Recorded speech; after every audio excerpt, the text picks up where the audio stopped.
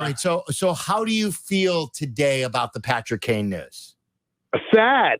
Just sad. I mean, it's sad. I don't really know what else to say because you don't get a lot for him because obviously they waited so long, and there's people who could make the argument it should have happened last year, and it's just like, I don't know, it's sad. Like he's one of those guys, iconic, always showed up in the big games. I remember I was at the Blues overtime playoff game that he scored a goal in. I think he had, I can't even count how many overtime goals he had. Obviously the cup final against the Flyers, it felt like Patrick Kane was one of those guys who hovered above everyone else.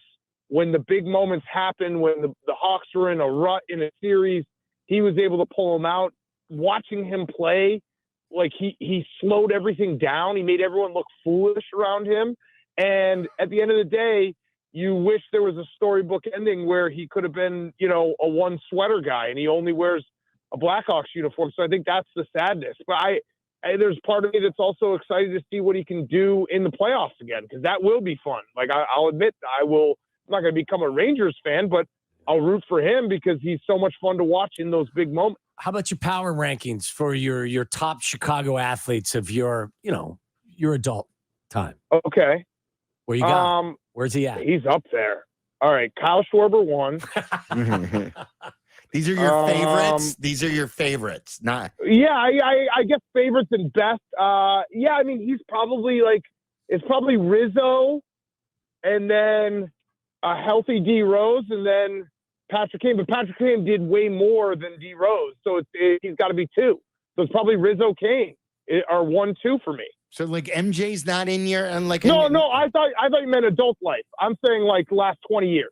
Okay. But yeah, MJ's one, and then it would be yes. I mean, Kane's got to be in does he break the Mount Rushmore? I don't know. I mean, it's the fact that because Chicago sports has such a distinct Mount Rushmore of MJ, Ernie, Walter Payton, and then you have to all right, who's four? There's a lot of good guys. Kaner there? Four. Yeah, Kane or Frank Thomas. There's a lot of guys out there, right? And the fact that Kane even gets discussed in that shows how incredible he is.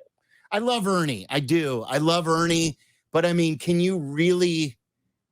Kaner's more accomplished. Can you really put Ernie Banks ahead of Scottie Pippen and Patrick Kane? Yeah, I guess you know what I mean? Would be yeah, right. And I would say a default, back in the day before anybody won anything in this town, that you used to default to Ernie Banks because he was the greatest Cub. And quite frankly, Sammy eclipsed a lot of his accomplishments offensively. Agreed. So, and I know he won two back-to-back, the two MVPs, but still, what Patrick Kane and Scottie Pippen did in this town, to me, rank in my book higher than Ernie Banks.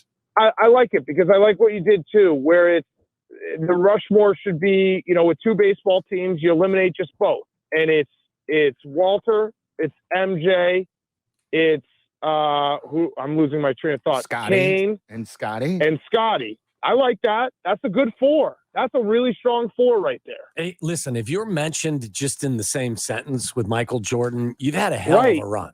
I mean, that's my point. Yeah, right. Chicago Mount Rushmore of athletes, is very in terms of the peak. You can't really get much better than Walter and MJ. So to be even in that conversation just shows how insane he was. It was cool to be a Hawks fan during that stretch too, wasn't it? It was the best. It was. I think about. I mean, I was lucky enough to go to a bunch of these games. Like I said, the Blues overtime game in the playoffs, but just the feeling of every spring, it was okay, it's, the weather's getting nice. Yes. It's awesome. All right, Tuesday night, we're going to go to this bar. Thursday night, we're going to go to this bar. Sunday, we'll go, you know what I mean? Planning your whole schedule. The Blackhawks are going to be playing for the next 2 months, and they're all going to be huge games, and it's going to be great. I would even actually throw this out there. Patrick Kane, for everything, he had the hat trick against the Canucks, winning goal against the Flyers to win the Stanley Cup. Yep. That 2014 year when the Blackhawks lost to the Kings in the conference final in overtime of Game 7. And Patrick Kane, Game 7.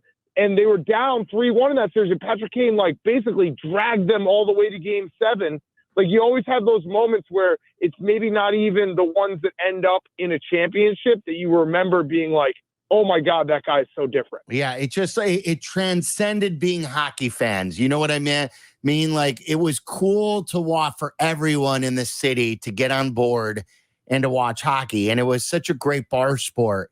In 2010, watching that game 6, I was just telling the story about, I was at West End, which is like right in the shadow of the United Center. And to not know for those few seconds where that puck was with an entire bar, but yet Kaner was skating around with his hands, with those jazz hands. He knew. Waving those hands up in the air. And like, ironically, I still don't think they have ever found that puck. Like, even though like no, it's in the back of Ricketts' pocket, I think. He got that one and the ball. I think the ref stole it or something like that. But like, it was just, and to break the drought from 1961 and to win it, and the kid won it. Like, is there it a was black just market amazing for that puck?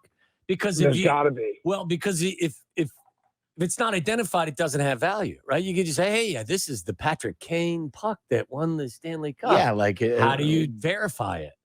Sounds like you got a good business idea right there. I've got a black market for sports memorabilia. Yeah, and I obviously I have another. I can get you to give me some money. Yeah, I believe it.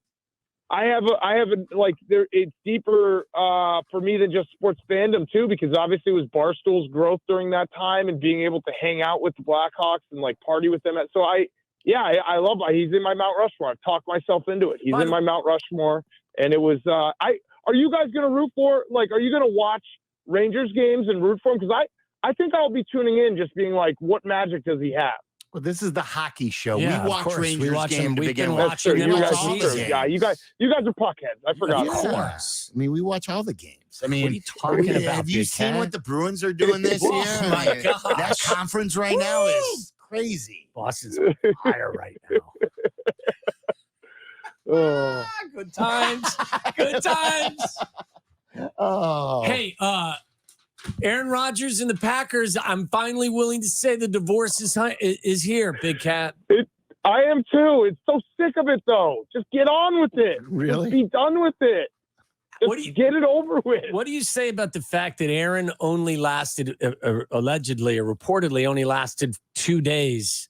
Is he a quitter? He's a quitter. He's a quitter, and he probably ran out of drugs.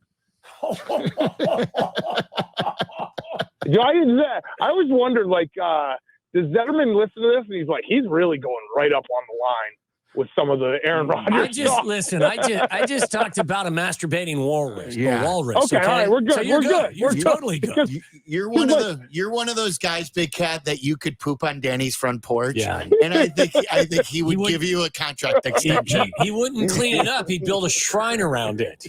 Well, it's funny because it's the only show I do. You guys are the only radio hit I do, and I always have to, because my world, I have to tone it down a little bit to come on to radio, and then I say things every now and then where I'm like, whoa, that was maybe too far. But you're saying what I'm getting is I need to go farther. Yeah, I need to go. Turn it up to 11.